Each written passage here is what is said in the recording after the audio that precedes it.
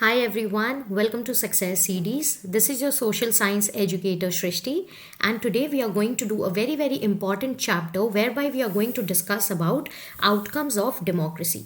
This is a part of your civics class 10th syllabus, and this is the last part that is there in your syllabus. So as you know, some chapters have been removed, but outcomes of democracy is a part of your syllabus this year.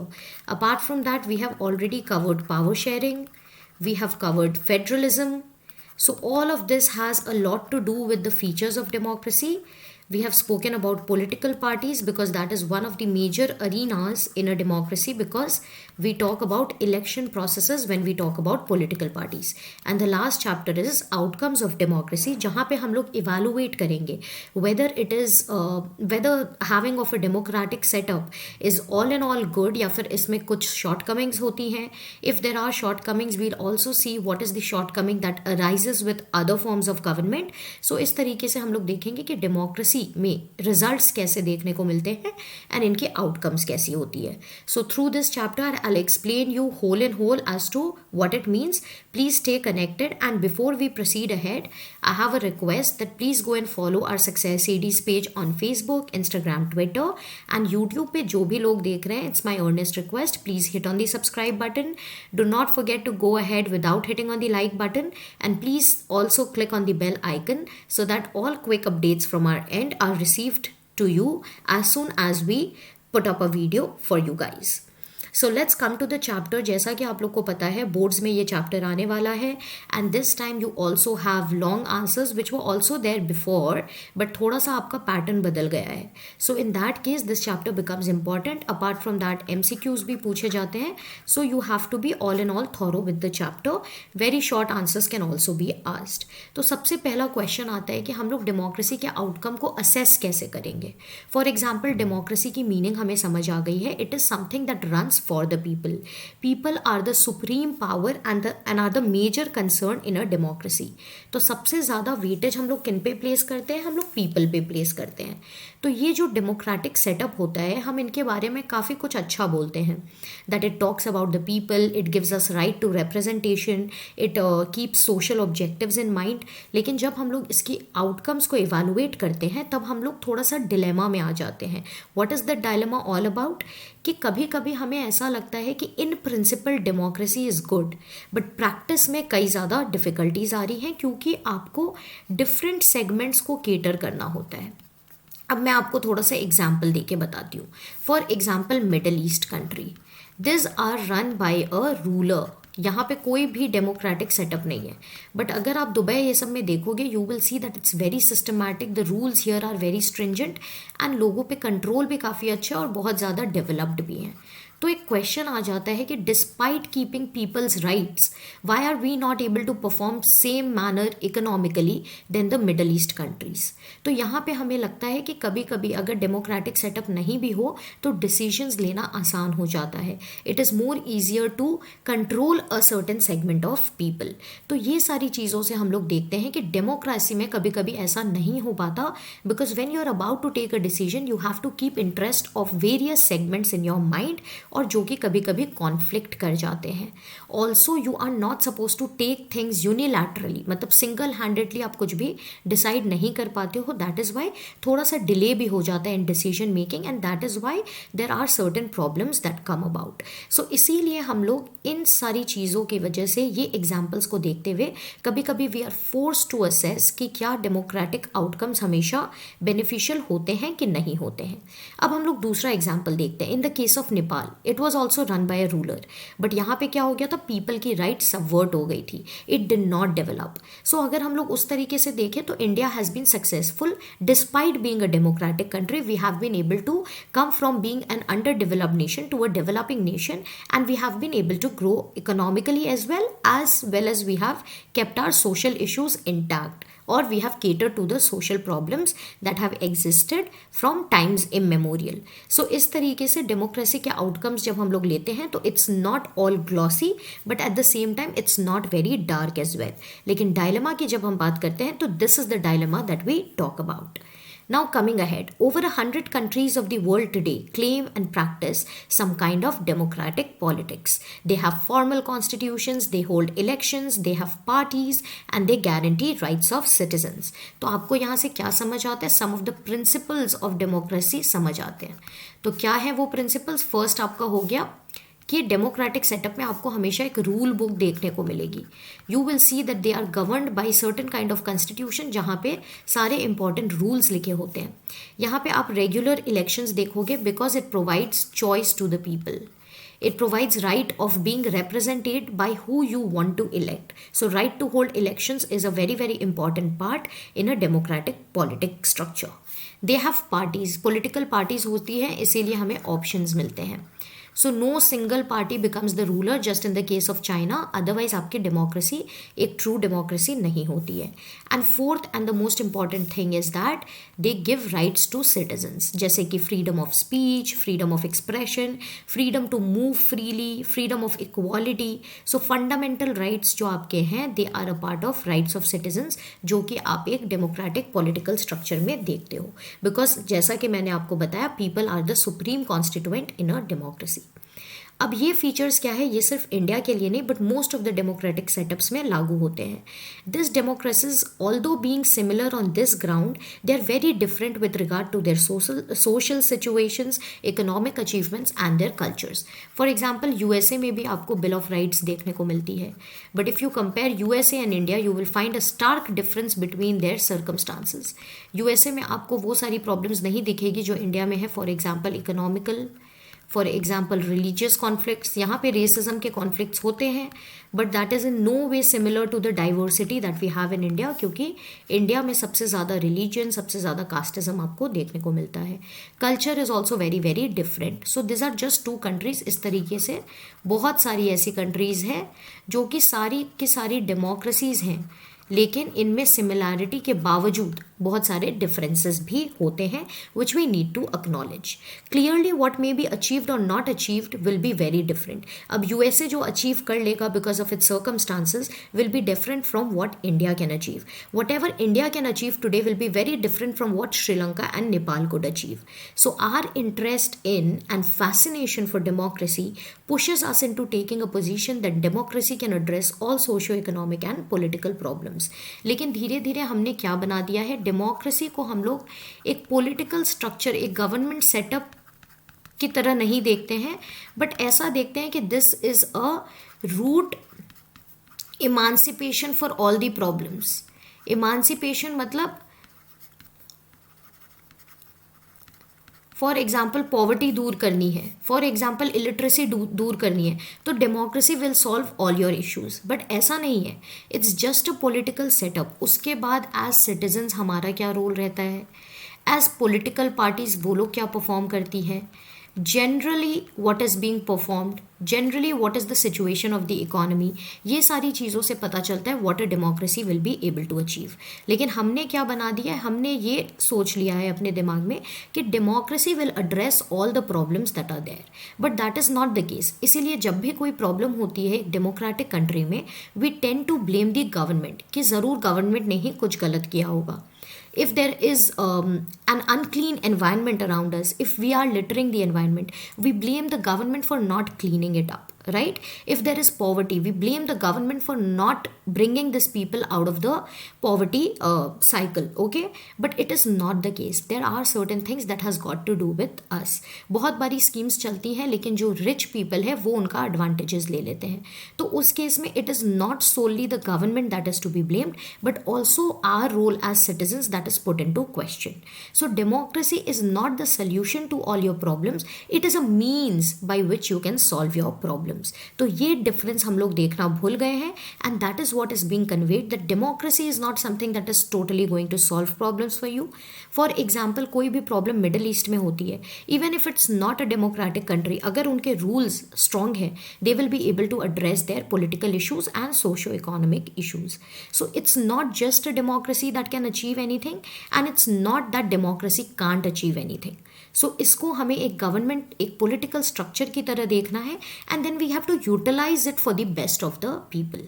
If some of our expectations are not met we start blaming the idea of democracy, या फिर हम लोग doubt करने लगते हैं कि is it really good that we are living in a democracy. काश हम लोग कोई और कंट्री में रहते, जैसे कि दुबई, जहाँ पे किंग्स रूल है but still people are living lavish lifes, but that is not all in all. अगर आप एक्चुअली देखोगे तो आप देखोगे कि वहाँ पे इंडिविजुअल राइट्स बहुत ज़्यादा curtail की जाती हैं। So it's not just the problems we face but also our rights as individuals that count. So first step towards thinking carefully about the outcomes is to recognize that democracy is just a form of government. तो अभी तक मैंने आपको जो भी बोला, everything is summed up in one sentence, and the first principle and the first rule of a democracy is that it's not a solution to anything. Please remember, it's just a means for all the solutions that you want. ये एक रास्ता है जिससे आप जो destination choose करो वहां पहुंचोगे.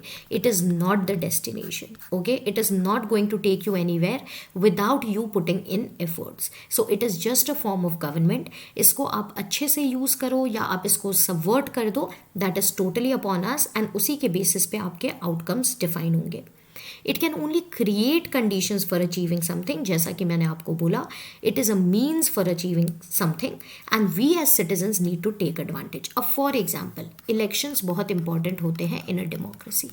आपको डिफरेंट चॉइसेस मिलती हैं, बट जब अगर आप इस चॉइस को अच्छे से राइटफुली यूज़ नहीं करो या फिर people don't go and vote, then what will happen, that means you are not exercising your right in a wholesome manner.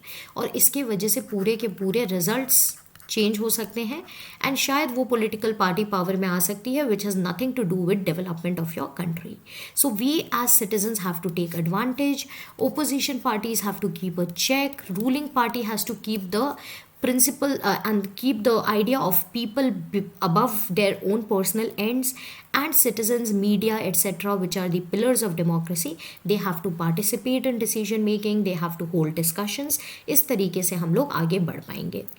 Coming to accountable, responsible and legitimate government, ये बहुत ही important है. Accountable मतलब जहाँ पे आप आंसरेबल हो. Responsive means you are responsible and answerable to public. And legit means justified government, legitimate government, something that you have chosen, ना कि आपके ऊपर थोपा गया है. सो ये तीनों चीज़ एक डेमोक्रेसी को बिल्कुल प्रोवाइड करना चाहिए. अगर वो अकाउंटेबल नहीं है, अगर आपकी गवर्नमेंट आपको रिस्पॉन्ड नहीं कर रही है, अगर वो लोग रिस्पॉन्सिबल नहीं है, एंड अगर वो किसी इलीगल प्रोसेस से या फिर some not right way of conducting the election से अगर पावर में आई है, then it is not the true idea of democracy. So in a democracy people are the supreme power. They should be choosing their rulers. Election should be very very fair and just and people should have control over them. That means control से क्या होता है कि जो government है वो आपको accountable होनी चाहिए. अगर गवर्नमेंट कोई लॉ पास कर रही है, you have the right to protest and the government is answerable to you in order to show that it is passing it in common benefit. So इस तरीके से accountable, responsible and legitimate government is the prima facie thing that a democratic setup must provide to you. Citizens should be able to participate in decision making. One second. And which affects them all. So most basic outcome of democracy क्या है कि एक ऐसी government हो जो कि accountable हो, जो कि responsive हो एंड जो कि सिटीजन्स की एक्सपेक्टेशंस को मीट करे. So this is the first and foremost outcome of democracy that should be provided. Also they should be very quick and efficient in decision making, क्योंकि democracy is based on the idea of deliberation and negotiation. अब क्या हो रहा है, जैसे कि एक king है, जैसा कि मैंने आपको बताया, इनको सिर्फ अपने डिमांड्स देखने हैं. लोगों के लिए कुछ प्रॉब्लम दिखी, he is only accountable to him and suppose a council of ministers, जो कि इनके फेवरेट कुछ लोग होंगे जिनसे ये सजेशंस लेते होंगे. तो यहाँ पे डिसीजंस बहुत जल्दी ली जाती हैं. बट डेमोक्रेसी में क्या है, आपको डेलिबरेट करना होगा, मीटिंग्स होल्ड करनी पड़ेगी. फॉर एग्जांपल डेमोक्रेसीज में आप देखोगे लॉज जब पास होने होते हैं तो कितने सारे प्रोटेस्ट्स आते हैं from different segments. You have to cater to all of this.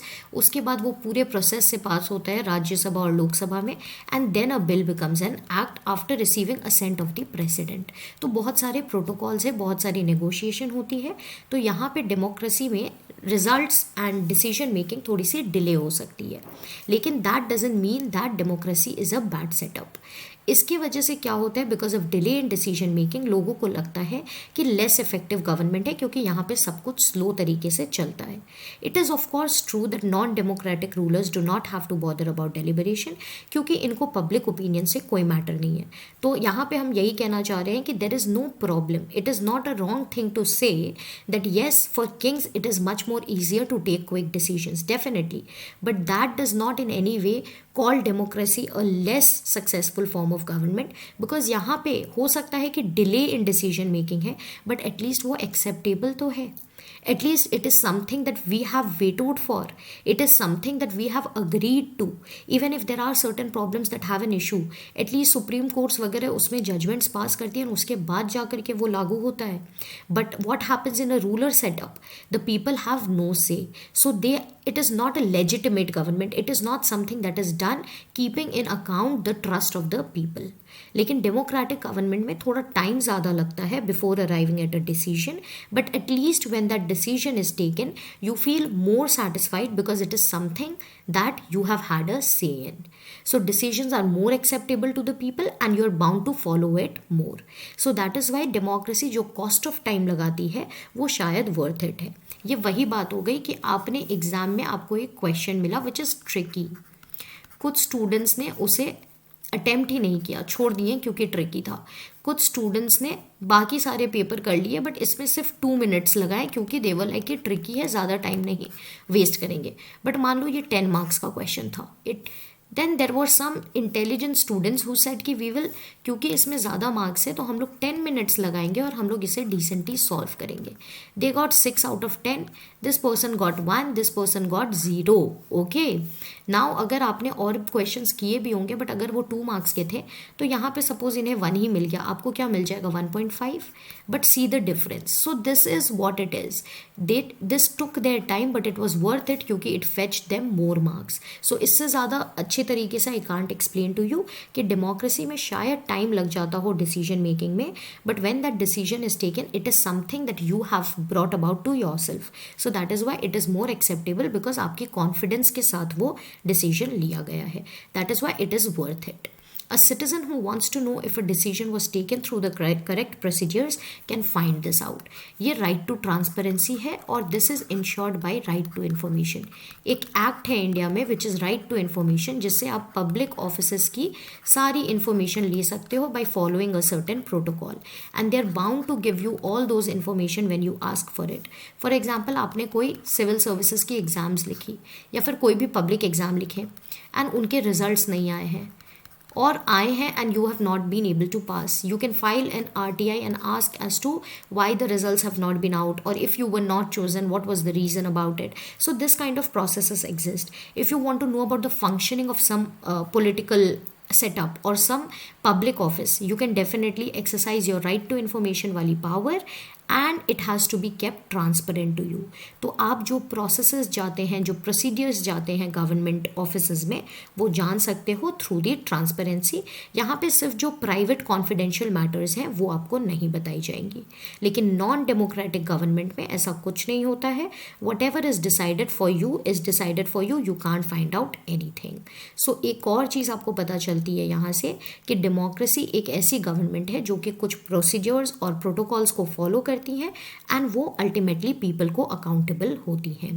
So we can also expect that democratic government develops mechanisms for citizens to hold the government accountable, to take part in decision making wherever they think fit. लेकिन actual performance जो democracy की है वो एक mixed record दिखाती है. Democracies में बहुत ज़्यादा सक्सेस है for regular and free elections और पब्लिक डिबेट भी कई ज़्यादा होल्ड किए जाते हैं. लेकिन बहुत सारी डेमोक्रेसीज़ में आप देखोगे कि इलेक्शंस तो कंडक्ट किए जा रहे हैं लेकिन हर पार्टी के पास इक्वल चांस नहीं है. दैट मीन्स ये सारी जो प्रोसेसेस होती हैं ये रिग्ड होती हैं. जो पावरफुल लोग होते हैं वो अब्यूज़ ऑफ पावर करते हैं. तो even though elections are being held but ज़्यादातर आप देखोगे 1 or 2 parties only have the equal chance of coming into power. अगर 2 भी है तो it is still okay but mostly you will see that a single party is able to win the elections each and every time. So that is why although we are saying that regular elections is very important और hold भी किए जा रहे हैं, but not necessarily in the right manner. और अगर right manner में नहीं हो रहे हो तो democratic principle defeat हो रहा है. So it does not have a very good record when it comes to this.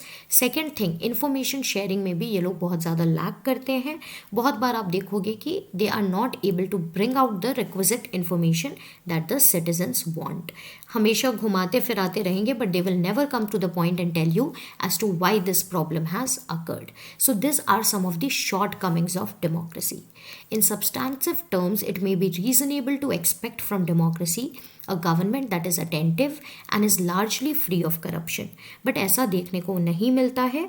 When you actually evaluate, you will see that a lot of democratic countries are very, very corrupt. As the accompanying evidence from South Asia shows, the support exists in countries with democratic regimes as well as countries without democratic regimes. Economic growth and development. अब हम लोग ये देखेंगे कि economic growth में democracy कितनी successful रही है एंड डेवलपमेंट में भी. तो अगर आप डेमोक्रेटिक सेटअप्स और डिक्टेटरशिप्स को देखोगे तो आप देखोगे कि डिक्टेटर रेजिम्स में इकोनॉमिक ग्रोथ थोड़ी ज़्यादा रही है between the time period 1950 to 2000. अब आप बोलोगे मैम आप तो कह रहे हो कि democratic setup is better than the rest of it, तो फिर dictatorships why are they economically more sound, why are more people poor people seen in democracies. तो यहाँ पे बात आ जाती है keeping the interest of everybody in mind. And democracy is, again, as I told you, not a result of everything. It is a means to certain results. So it depends how you are using your democratic powers. People wish to be ruled by representatives elected by them. They believe that democracy is suitable for their country. Democracy's ability to generate its own support is itself an outcome that cannot be ignored. कि democracy is something that people look at. Now the inability of democracy to achieve higher economic development, that worries us. अब जब हम लोग democracy में ऐसा कह रहे हैं it is for the people, तो लोगों को क्या चाहिए? They want a decent standard of life. They wish to be able to buy all the basic necessities. लेकिन जब हायर इकोनॉमिक डेवलपमेंट एक डेमोक्रेसी में नहीं हो रही है तो हम लोग वरीड हो जाते हैं कि why is this not happening. लेकिन ये अलोन एक फैक्टर नहीं हो सकता है टू रिजेक्ट डेमोक्रेसी, बिकॉज इसके साथ साथ और भी कई सारी चीज़ें हैं, सोशल इश्यूज़ हैं जिसमें डेमोक्रेसी अच्छा परफॉर्म करती है. और इकोनॉमिक डेवलपमेंट सिर्फ आपके डेमोक्रेटिक सेटअप पे डिपेंड नहीं करता है, वो डिपेंड करता है कि आपकी कंट्री की साइज़ कितनी है, कितने लोग उसमें रह रहे हैं, what is the global situation, recession है, इन्फ्लेशन है, what is the kind of cooperation you are receiving from other countries, आपके मैन्युफैक्चरिंग प्रोसेसेस कैसे हैं, how many people are actually willing to help the government, economic priorities क्या हैं आपकी government की. तो ये सारी चीज़ें आपकी इकोनॉमिक बूस्टअप के लिए रिक्वायर्ड है. It is not only democracy. अगर मान लीजिए आपकी ग्लोबल सिचुएशन ही अच्छी नहीं है या फिर आपकी जो इकोनॉमिक प्रायोरिटीज़ है वो इंडस्ट्रियलिस्ट्स को सिर्फ हेल्प कर रही है, तो what will happen, even if you're a democracy you will not be able to perform well. अब इंडिया की डाइवर्सिटी बहुत है, इंडिया की हिस्टोरिकल रीजंस, बहुत सारे पुअर लोग थे, पॉपुलेशन साइज हमारी सेकेंड लार्जेस्ट है, तो इतनी सारी चीज़ों को केटर करना बहुत डिफिकल्ट हो जाता है. So just because democracy has not been able to give us total economic development, we can't reject it, क्योंकि शायद अगर डेमोक्रेसी नहीं होती तो जितने पुअर लोग एक्चुअली आज पुअर नहीं हैं शायद वो भी नहीं हुआ पाता, and there would be many more people who would still be poor. So this is how we see, and even if dictatorships are performing well on this front, we are not suppose to be bothered about it. Overall we can not say that democracy is a guarantee of economic development. ये तो हमें समझ आ ही गया कि just because you're a democracy need not be that you have to be economically sound, but just because you are a democracy it need not be that you have to be economically weak as well. It depends on various factors. लेकिन हम लोग ये ज़रूर expect कर सकते हैं कि democracy को, ये जो गैप है बिटवीन डिक्टेटरशिप एंड डेमोक्रेसी, ये ब्रिज हो जानी चाहिए, and we should be able to, one second, and we should not be lagging behind in this because democracy is a more representative form of government, and ये सारी चीज़ें हमें maintain कर लेनी चाहिए. When we find such significant difference in the rates of economic growth between countries under dictatorship and democracy, it is better to prefer democracy as it has several other positive outcomes. Economic outcomes of democracy. अब arguments about democracy tend to be very passionate. Democracy appeals to some of our deep values, and these debates cannot be resolved in a simple manner. So, we refer to facts and figures when we have to evaluate the outcomes of a democracy. The debate about economic outcomes is one such debate. तो जैसा मैंने आपको बताया कि democracies are not necessarily very economically sound. कभी कभी ऐसा हो सकता है कि some democratic countries they are still under a developing background or they have a lot of poor people to themselves. तो यहाँ पे हम लोग facts and figures को देखते हैं in order to evaluate if democracy is good to bring about economic growth. So many students of democracy have gathered careful evidence to see what the relationship of democracy with economic growth and economic inequalities is. What is economic inequality? जब आपके कुछ लोग बहुत rich हो but major segment of the people आपके poor हो, तो इसका मतलब बहुत सारे लोग आपके rich है but बहुत सारे poor भी हैं. तो ये एक इकोनॉमिक इनइक्वालिटी की सिचुएशन है that only some people are economically sound while the rest of them are poor. लेकिन डेमोक्रेसी में हम लोग पॉलिटिकल इक्वालिटी की बात करते हैं. इक्वल वेट मिलता है सबको in electing representatives. We don't say a poor person that you are not allowed to go and vote, या फिर एक रिच पर्सन को 2 वोट्स और पुअर पर्सन को 1 वोट. ऐसा नहीं होता है. पॉलिटिकली हम लोग सबको इक्वल हैं. तो it helps in reduction of inequality and poverty. Parallel to the process of bringing individuals into the political arena, we find growing economic inequalities. Small number of ultra rich लोग देखेंगे, उनके पास सबसे ज़्यादा wealth and income है, और बहुत सारे लोग ऐसे आपको दिखेंगे जिनके पास इवन 2 टाइम का खाना नहीं है and they don't have a good place to live in. So their share in the total income of the country has been increasing. Who? The richer segment, the ultra rich segment. ठीक है. लेकिन जो bottom में है उनके पास ज़्यादा कुछ है नहीं और वो लोग इनफैक्ट और ज़्यादा नीचे ही जा रहे हैं. उनकी इनकम डिक्लाइन पे है. So this is the problem of income inequality which are seen in major democracies. So democracies have not appeared very successful in reducing economic inequalities. ये लोग स्कीम्स लेके आते हैं, बहुत सारी हेल्प करते हैं, बट इकोनॉमिक इनइक्वालिटी को रिड्यूस कर पाए हैं to some extent, but to a major extent they have not been very successful on this front. For example Bangladesh भी एक डेमोक्रेसी है लेकिन more than half of its population is under the poverty line. People in several poor countries are now dependent on rich countries even for their basic needs such as food. Poor constitute large proportion of our voters और लोग इनके votes कभी भी loose नहीं करना चाहते हैं. Yet democratically elected governments do not appear to be keen to address the question of poverty. तो यहाँ पे ये कहा जा रहा है कि political parties and democratic setups हमेशा पुअर लोगों को कॉन्फिडेंस में रखते हैं in order to win elections, क्योंकि majority of the population is poor. लेकिन जब ये लोग इनको कॉन्फिडेंस में रखते हैं बट कॉन्फिडेंस इन रिटर्न देते नहीं, क्योंकि जब इनसे पॉवर्टी के इशू के बारे में बात किया जाता है nobody has a concrete answer. So ये भी चीज़ को हमें ब्रिज अप करना बहुत ज़रूरी है. Then we come to accommodation of social diversity. ये एक और आउटकम है. जैसे कि इंडिया में आपको लिंग्विस्टिक कल्चरल बहुत ज़्यादा डाइवर्सिटी देखने को मिलेगी. If you go from Jammu and Kashmir to Tamil Nadu you will see a stark difference. If you go from Arunachal Pradesh to Gujarat you will see a lot of difference. If you go from UP to some other area for example Kerala you will see a lot of difference with regard to language, food, dressing style, etc. Then you will also see a lot of people from various religions living together, majority, minority, various caste. तो इन सब के बीच में क्या होता है, बहुत सारे differences आ जाते हैं. सो डेमोक्रेसीज क्या करती हैं, इन सारी चीज़ों को अकोमोडेट करती है and it tries to minimize the tensions and the violence that could be resulted. Democracy is best suited for this kind of outcome, क्योंकि और कोई government setup will not give you that much of freedom. For example जहाँ पे आप rulers को देखोगे तो you will see in Saudi Arabia you can't build any kind of temples. तो अगर हिंदूज रह रहे हैं there right of religion, right to follow their own practices is being subverted. Non democratic regimes में ये लोग ये social differences को एक blind eye turn कर देते हैं. That means they act ignorant towards this and इनको जो decisions लेना होता है ये majority के basis पे लेते हैं.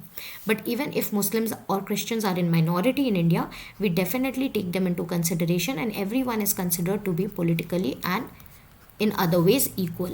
इनफैक्ट जो लैगिंग बिहाइंड है उनके लिए हम लोग स्पेशल प्रोविजंस निकालते हैं. we provide them better reservations, we provide them with seats, reserved seats etc, ताकि उनकी representation भी equal हो and they are never left behind. So इस तरीके के social differences, divisions और conflicts को best address करती हैं democratic regimes and that is why it is a plus point.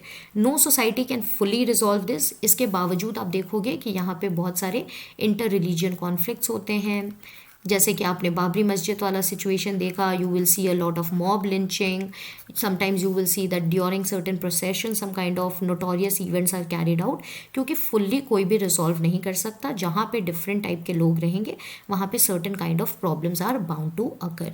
लेकिन एटलीस्ट हम लोग इन डिफरेंसेस को रेस्पेक्ट करते हैं and we try to build a mechanism जिससे हम लोग एक कॉमन ग्राउंड पे आए, which is not present in other kind of political setup. लेकिन श्रीलंका का एग्जाम्पल फिर से हमें रिमाइंड करता है, जहाँ पे हमने देखा था मेजॉरिटेरियन रेजिम, जहाँ पे सिन्हलीज जो कम्युनिटी थी उन्होंने minority that is Tamil Nadu के श्रीलंकन्स एंड लोकल श्रीलंकन्स जो थे उनको तमिल्स को बेसिकली सबवर्ट कर दिया था. तो यहाँ से हमें दो चीज़ों की ज़रूरत महसूस होती है to achieve outcome of accommodation of social diversity, which is rule by majority should not become rule by majority community. Rule by majority means that every decision different persons and groups can form a majority. As long as every citizen has a chance of being in majority, तभी वो एक democratic setup true democracy रहेगी, otherwise it is not. If someone is barred from being in majority on the basis of their birth, तो democratic rule ceases to be accommodative for that person or group. मान लीजिए Dalits को हम लोग ये कह देते हैं कि just because you are born as a Dalit, you cannot go on to occupy the office of the president. तो हमने क्या कर दिया, हमेशा के लिए इस कम्युनिटी को इस पर्टिकुलर ऑफिस से या पोजीशन से एक्सक्लूड कर दिया. अगर हम लोग ऐसा करते हैं तो this is not a true democracy, not a true democracy. So this shouldn't be the case. Democracy should provide for equal rights irrespective of your birth background. Now we come to dignity and freedom of the citizens. Democracy यहाँ पे भी बहुत superior है in promoting dignity and freedom. आप एक वैसा setup देखिए जहाँ पे डिसीजंस आप में इम्पोज किए जा रहे हैं, और एक डेमोक्रेटिक सेटअप देखिए जहाँ पे आपकी वॉइस को रिकग्निशन दी जा रही है. कहाँ पे आपको ज़्यादा डिग्निटी महसूस होगी? You will feel more self respect, more dignified to belong to a country where your decisions are being respected and your fellow beings are also respecting you. For example, you being a Muslim want to go to the mosque, nobody can stop you. I being a Hindu want to go to the temple, nobody can stop me. Somebody is a Christian wants to go to the church, nobody can stop them. Other times you want to move freely in order for your job opportunities, education opportunities. तो अगर ये सारी चीज़ें cartel नहीं हो रही है, that means you are very very lucky. But if you are going to a country जहाँ पे you are belonging to some religion but you are not able to follow your own practices with whole lot of freedom, तो वहाँ पे क्या होगा, आपको अपनी dignity कम महसूस होगी. You will feel disrespected. So democracies throughout the world have at least recognise this principle and they have performed well on this front. For societies जहाँ पे सबॉर्डिनेशन एंड डोमिनेशन ज़्यादा देखा जाता है, it is not a simple matter to recognise that all individuals are equal. लेकिन इसका मतलब ये नहीं कि विमेन को हमेशा रिस्पेक्ट मिलता है. लेकिन जब हम लोग ये प्रिंसिपल को रिकॉग्नाइज कर लेते हैं तो एटलीस्ट विमेन अपने पावर्स के लिए फाइट कर सकती है. So when I talk about equality in democracy, it does not mean that women are not facing gender issues. They are definitely facing it, but at least steps लिए जा रहे हैं in order to bring them to the forefront. And जब वो लोग disrespect face करती हैं या फिर डिफरेंसेस फेस करती हैं, तो at least they have a process by which they can fight a legal battle. Most societies across the world were historically male dominated. So इसी वजह से it has been a long struggle by the women to come and receive an equal treatment which is mostly given in a democratic setup. In a non-democratic setup, इसमें कोई आपको legal basis नहीं है क्योंकि individual freedom and dignity को इतनी ज़्यादा importance नहीं दी जाती है. But in a democratic setup आपको मिल जाती है क्योंकि individual freedom and equality is very very important. Same with caste inequalities. Even if you are born in some other caste, you can fight your battle in a democratic setup. लेकिन non democratic country में आप उसे एक मुद्दा नहीं बना सकते and you can not fight for your rights. Perhaps it is this recognition that makes ordinary citizens value their democratic rights. And this is why we start developing a respect for a democratic setup, because we see that despite कुछ भी problems हो रही हूँ, कुछ भी conflicts arise हो रही हूँ, बट एटलीस्ट हमारे पास एक वे आउट है। फॉर एग्जाम्पल दलित्स को इक्वल रिप्रेजेंटेशन सपोज आज भी नहीं मिल रही हो इंडिया में, but at least they can fight their battles when they know कि उनके राइट्स को सबवर्ट किया जा रहा है, क्योंकि democracy provides you with legal outcomes, it provides you with legal remedies, there is a judiciary that caters to your demand, there is a constitution that guarantees you equal rights, but non democratic country में आप ये सारी चीज़ नहीं कर सकते हो। Democracy in India has strengthened the claims of the disadvantaged and discriminated caste for equal status and equal opportunity. The fact that people are complaining, that itself is a success of democracy. At least आप protest देख तो पा रहे हो। In non-democratic countries, you can't even see people come out on the streets so freely and talk about their problems. So although we talk about democracy critically and although इनमें बहुत सारी shortcomings हैं, but still these very things define that democracy is not bad in entirety and it is not good in entirety, but it has been able to reap certain success. जैसे ही democracy एक test को पास करती है वैसे ही दूसरा test produce हो जाता है। People get benefits of democracy, but ये अनलिमिटेड है। तो जहाँ पे आपके कुछ बेनिफिट्स फुलफिल होते हैं, you start asking for more and you start making democracy setup more better. So people have more expectations, more complaints. This is always seen with regard to a democracy because people are at the forefront. It transforms people from the status of a subject into that of a citizen. एक democratic country में आपको ऐसा नहीं लगेगा कि आप बस एक सब्जेक्ट हो और आपके ऊपर रूलर्स हैं.